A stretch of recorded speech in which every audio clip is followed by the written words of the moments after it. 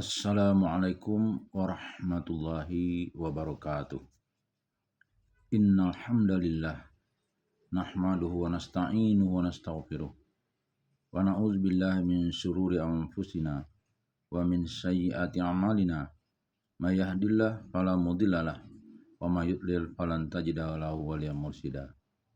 Asyhadu an la ilaha illallah wa asyhadu anna Muhammadan abduhu wa rasuluhu la nabiyya ba'd. Allahumma shalli wa sallim ala hadzal nabiyil karim Muhammadin sallallahu alaihi wasallam la nabiyya ba'd.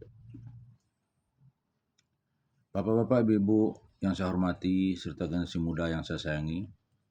Baiklah, pada kesempatan yang berbahagia ini kita akan melanjutkan membaca buku Pedoman Salat yang disusun oleh Profesor Dr. Tengku Muhammad Asbi As-Siddiqi. Bismillahirrahmanirrahim. Kedudukan salat di antara ibadah-ibadah lainnya. 1. Kedudukan salat di antara berbagai macam ketaatan. Salat telah diwajibkan sejak permulaan Islam. Ketika itu Nabi Muhammad SAW salat 2 rakaat pagi dan 2 rakaat petang. Allah Subhanahu wa taala berfirman, "Bertasbihlah atau salatlah kamu seraya memuji Tuhanmu pada waktu petang dan pada waktu pagi." Quran surah Al-Mu'min ayat 55. Ibadah malam ketika itu hanya membaca Al-Quran. Setahun sebelum Nabi SAW berhijrah, barulah diwajibkan sholat 5 waktu. Tidak ada suatu perintah yang dipentingkan oleh Al-Quran sebagaimana sholat. Al-Quran telah menyatakan wajibnya sholat dengan berbagai susunan kata-kata. Terkadang dengan perintah yang tegas, dengan memuji orang yang sholat dan mencela orang yang meninggalkannya, sehingga dapat dipahami bahwa sholat adalah tiang Islam. Tidak ada suatu keuntungan yang diperoleh dari Islam oleh orang yang meninggalkannya, atau mengabaikannya atau berlaku ria saat mengerjakannya. Ahmad menegaskan bahwa Allah Subhanahu wa taala telah membesarkan urusan salat dan kedudukannya dalam Al-Qur'an. Allah Subhanahu wa taala memuliakan orang-orang yang mengerjakan dan mengistimewakan sebutannya di antara ketaatan-ketaatan yang lain di beberapa tempat dalam Al-Qur'an. 2. Ketetapan Al-Qur'an tentang salat. Allah Subhanahu wa taala secara berulang-ulang memerintahkan kita mengerjakan salat dengan cara-cara tertentu dan memuji-muji orang yang sholat dengan aneka ragam susunan kata-kata. Dalam salah satu ayat dalam Al-Quran, Allah Subhanahu wa taala menerangkan bahwa orang yang menegakkan sholat itulah orang yang mempusakai Firdaus. Allah Subhanahu wa taala berfirman, "Sungguh telah mendapat kemenangan segala orang yang mukmin, yaitu mereka yang khusyuk dalam sholatnya dan mereka yang menjauhkan diri dari perkataan yang sia-sia, dan mereka yang mengeluarkan zakat, dan mereka yang memelihara kemaluannya, terkecuali terhadap istri-istri dan perempuan-perempuan yang mereka miliki. Karena terhadap istri dan perempuan-perempuan yang dimiliki itu tidak tercela. Maka orang yang menghendaki lebih dari itu ialah orang yang melampaui batas, dan segala mereka yang memelihara amanah dan janji, dan segala mereka yang memelihara sholat, itulah mereka yang mempusakai Firdaus. Mereka kekal abadi di dalamnya."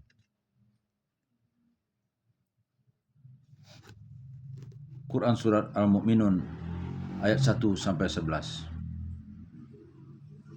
Ayat ini menegaskan bahwa Allah Subhanahu wa taala menjanjikan surga bagi orang-orang yang melaksanakan a'malul birri, pekerjaan-pekerjaan bakti dan utama, yang dimulai dengan sholat dan diakhiri dengan sholat.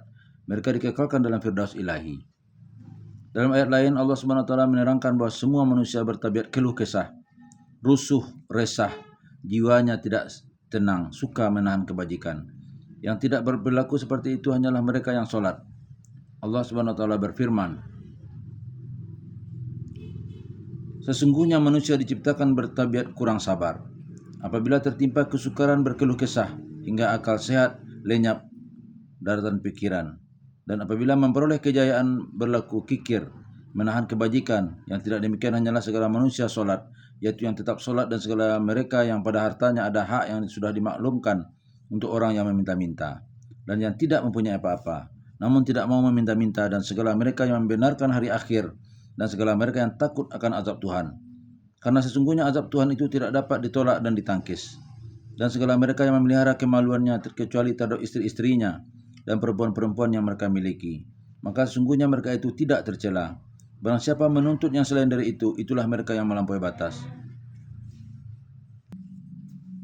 Dan segala mereka yang memelihara amanah dan janji, dan segala mereka yang melaksanakan kesaksian dengan benar, dan segala mereka yang memelihara solatnya, mereka ditempatkan Allah dalam surga dengan diberikan kemuliaan yang sempurna. Quran Surat Al-Ma'arij ayat 19-35. Dalam ayat-ayat ini Allah memuji orang-orang yang memelihara solat. Mereka yang solat tersebut dipisahkan dari manusia-manusia yang diaibkan. Dalam ayat ini pula Allah SWT memulainya dengan solat, dan Allah SWT menutupnya dengan solat juga. Hal ini menunjukkan bahwa solat itu sangat penting kedudukannya di antara berbagai macam ketaatan. Berulang kali Allah SWT mengkhususkan sebutan solat, padahal solat adalah perbuatan taat juga, sebagaimana puasa dan zakat. Allah Subhanahu wa Ta'ala berfirman, "Bacalah Al-Quran yang telah diwahyukan kepadamu dan dirikanlah solat. Sesungguhnya solat itu menghalangi manusia dari fahsya dan mungkar. Sungguh menyebut Allah itu lebih besar." Quran Surah Al-Ankabut ayat 45. Allah Subhanahu wa Ta'ala mengkhususkan sebutan solat dalam ayat ini, padahal dalam perintah membaca kitab atau Al-Quran telah terkandung suruhan mengerjakan ketaatan termasuk mendirikan solat, dan terkandung pula suruhan menjauhkan maksiat. Allah Subhanahu wa Ta'ala berfirman, "Dan orang-orang yang berpegang pada Alkitab atau Taurat dan mendirikan solat." Quran Surah Al-A'raf ayat 170. Walaupun Al-Quran menunjukkan wajibnya mengerjakan semua ketaatan dan menjauhkan semua kemaksiatan, termasuk suruhan solat, namun Allah juga menyebutkan urusan solat untuk menyatakan ketinggian derajat di antara ibadah-ibadah yang lain. Dengan tegas Allah Subhanahu wa Ta'ala juga menerangkan hikmah mendirikan solat. Allah Subhanahu wa Ta'ala berfirman, "Sesungguhnya solat dapat menghalangi manusia dari fahsya dan mungkar."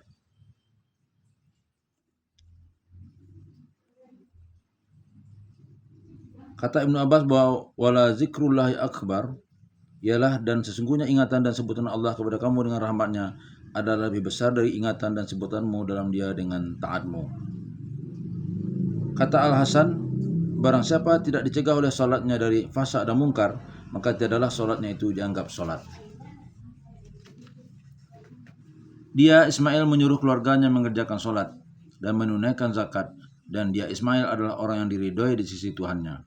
Quran Surat Maryam ayat 55. Ayat ini dengan jelas menyatakan bahwa yang mula-mula diperintahkan Ismail kepada keluarganya adalah solat, dan karena itulah beliau memperoleh keridhaan Allah Subhanahu wa Ta'ala.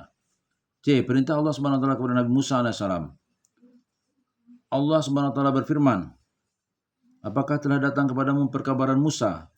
Di ketika ia melihat api, ia katakan kepada istrinya, 'Berhentilah kamu di sini, aku lihat di sana ada api. Semoga aku dapat membawa satu suluh kepadamu, atau aku mendapat sesuatu petunjuk jalan.'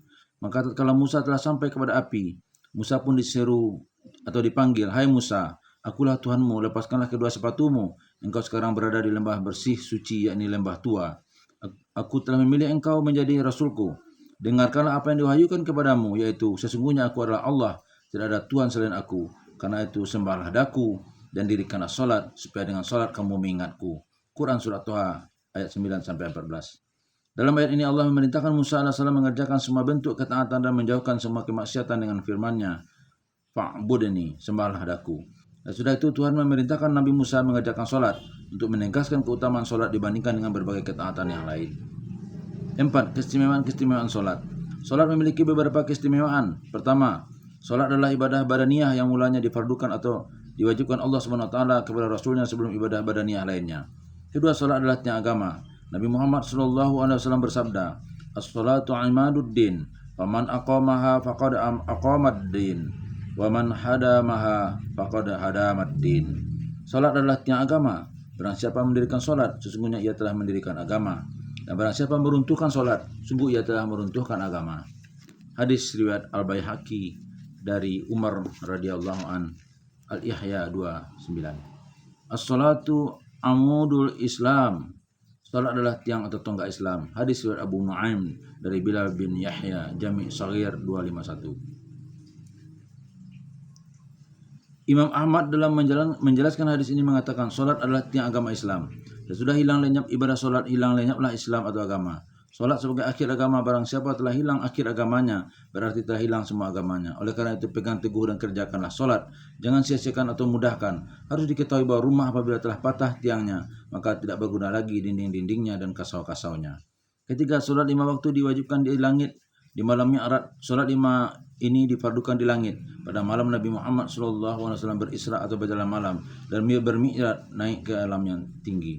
Peristiwa yang menggemparkan penduduk Makkah tersebut terjadi setahun sebelum Nabi Muhammad SAW hijrah ke Madinah. Seluruh kewajiban dan ibadah selain solat diperintahkan oleh Allah Subhanahu wa taala kepada Jibril untuk disampaikan kepada Muhammad SAW. Hanya karena ibadat solat, Jibril diperintahkan Allah menjemput Nabi SAW di Mekah, lalu membawanya berjalan malam dari Mekah, dari Masjidil Haram ke Baitul Maqdis, ke Masjidil Aqsa, dan terus membawa mi'raj naik ke alam tinggi untuk menerima langsung perintah wajib solat. Malam sebelum Isra, para malaikat membersihkan batin Nabi SAW dari segala keraguan dan mengisi kolbu Nabi SAW dengan iman dan hikmah, serta membersihkan anggota tubuhnya dengan air telaga Zam-Zam. Ditetapkan perintah solat di alam yang tinggi tersebut dengan lebih dahulu membersihkan rohani dan jasmani Nabi, menyatakan kelebihan solat dan keutamaannya, menegaskan bahwa solat adalah suatu ibadah yang luar biasa, suatu ritual agama yang sangat terhormat.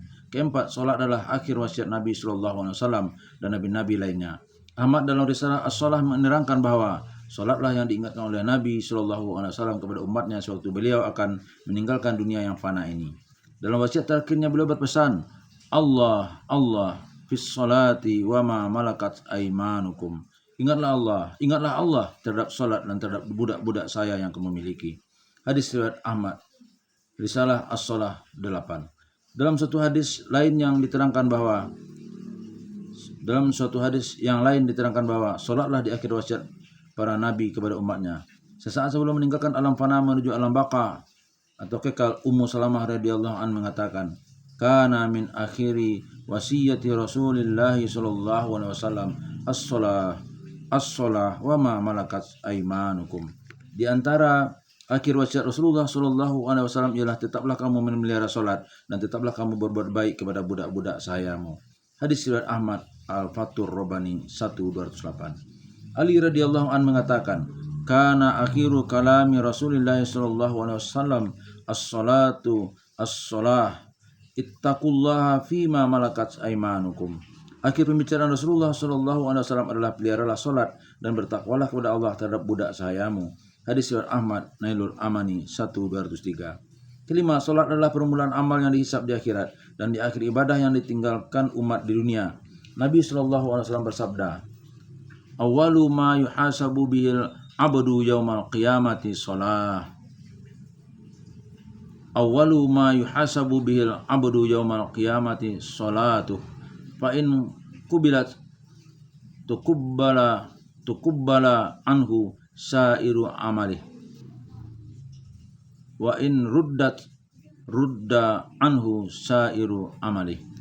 Amalan yang mula-mula dihisab dari seorang hamba di hari kiamat ialah solatnya. Jika solatnya diterima, diterimalah amal-amal yang lain. Diterimalah amalan-amalan yang lain. Jika solatnya ditolak atau tidak diterima, ditolaklah amalan-amalannya yang lain. Hadis riwayat At-Tabrani dari Anas Jami'us Shaghir 194 As-Salah 6. Awwalu ma tafqaduna min dinikumul amanah wa akhiru ma tafqaduna as-salatu wal yusallina qaumun la khalaqa lahum.